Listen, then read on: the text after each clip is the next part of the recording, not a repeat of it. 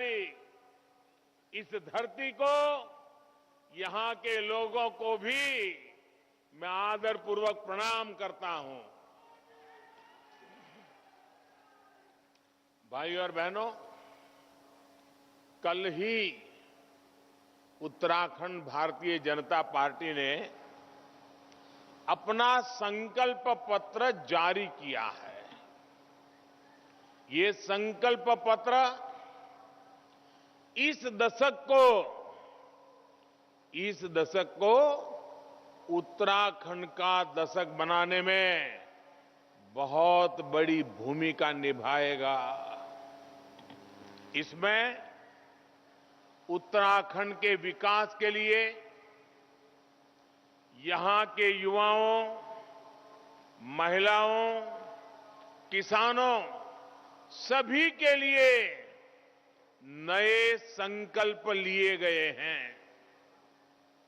इसमें गरीब बहनों को ताकत देने का समाधान है।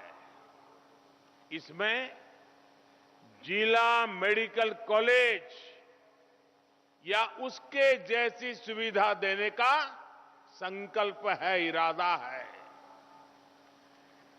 कृषि भूमि सर्वेक्षण और बीमा में नई ड्रोन नीति लागू करके यहां के किसानों को बेहतर सुविधा मिलेगी।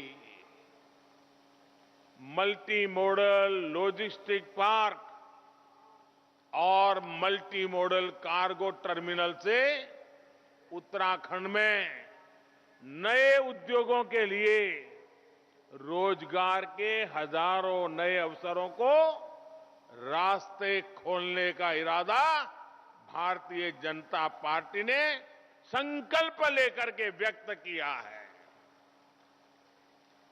उत्तराखंड की धरोहर को बचाने और यहां हेरिटेज टूरिज्म को गांव-गांव पहुंचाने पर भी जोर है।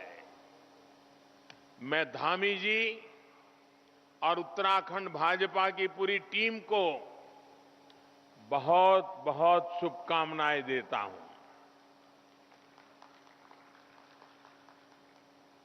साथियों, उत्तराखंड के लोगों ने हमेशा सजग प्रहरी की तरह देश की रक्षा की है। आज पौड़ी गढ़वाल के ऐसे ही वीर सपूत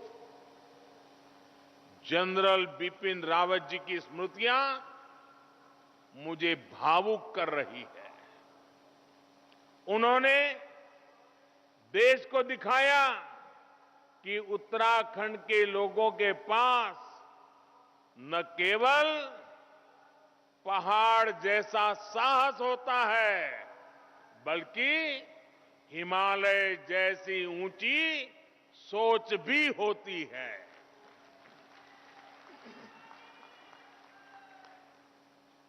लेकिन भाइयों बहनों,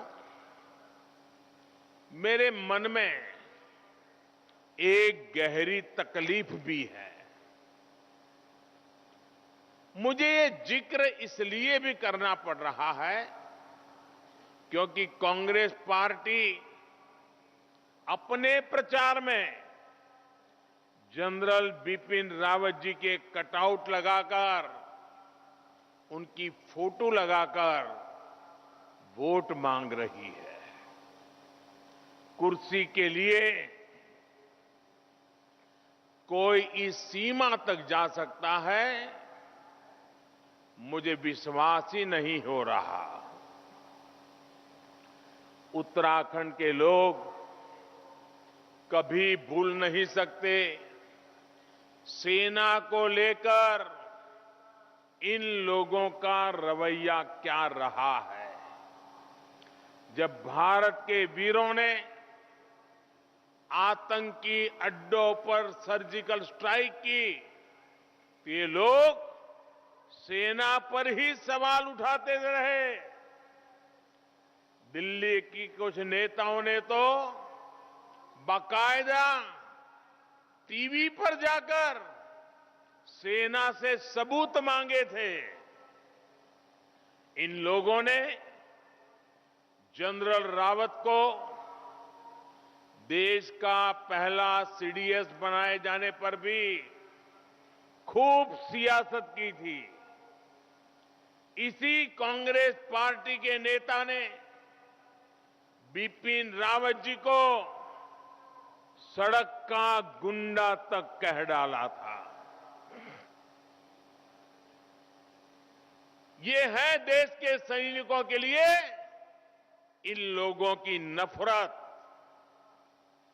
आज अगर वोट के लिए ये लोग जनरल रावत का सियासी इस्तेमाल करना चाह रहे हैं तो उन्हें जवाब देने की जिम्मेदारी उत्तराखंड के लोगों की है। जवाब देंगे ना? जवाब देंगे ना? करारा जवाब देंगे ना? आगे से ऐसी गलती न करें, ऐसा करेंगे ना? भाइयों बहनों, जिनकी सोच केवल सत्ता के सुख तक सीमित हो, वो बलिदान और देश सेवा का मूल्य नहीं समझते।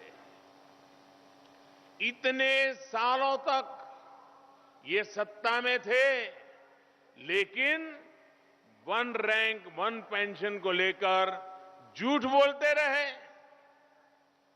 आंख में धूल झोंकते रहे। ये हमारी ही सरकार है जिसने वन रैंक वन पेंशन की व्यवस्था लागू की।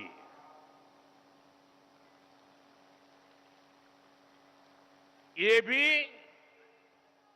भाजपा सरकार ही है जो देहरादून से उत्तराखंड के शहीदों के सम्मान में सैन्य धाम बना रही है। और मैंने एक बार कहा था, उत्तराखंड यानी 4 धाम, ये इतना ही सोच काफी नहीं है। उत्तराखंड में 4 धाम तो सदियों से है ही है, हमारी प्रेरणा भी है, लेकिन उत्तराखंड में एक 5वां धाम है, सैन्य धाम, वीर सपूतों का धाम, वीर माताओं का धाम। उत्तराखंड का ये गौरव उन लोगों की समझ में नहीं आएगा जो देश की सेना और शहीदों का मजाक उड़ाते हैं। साथियों, जब अलग उत्तराखंड राज्य बना था, अटल बिहारी वाजपेयी ने आपके सपनों को साकार करने के लिए बड़ा महत्वपूर्ण निर्णय किया था। तो ये संकल्प उत्तराखंड के लोगों ने और भाजपा ने मिलकर पूरा किया था। उत्तराखंड के स्वर्णिम भविष्य के लिए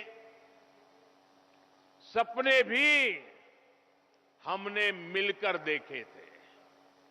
उत्तराखंड में आधुनिक इंफ्रास्ट्रक्चर हो, अच्छी सड़कें हो, शिक्षा स्वास्थ्य की आधुनिक सुविधाएं हो, आपका जीवन आसान बने,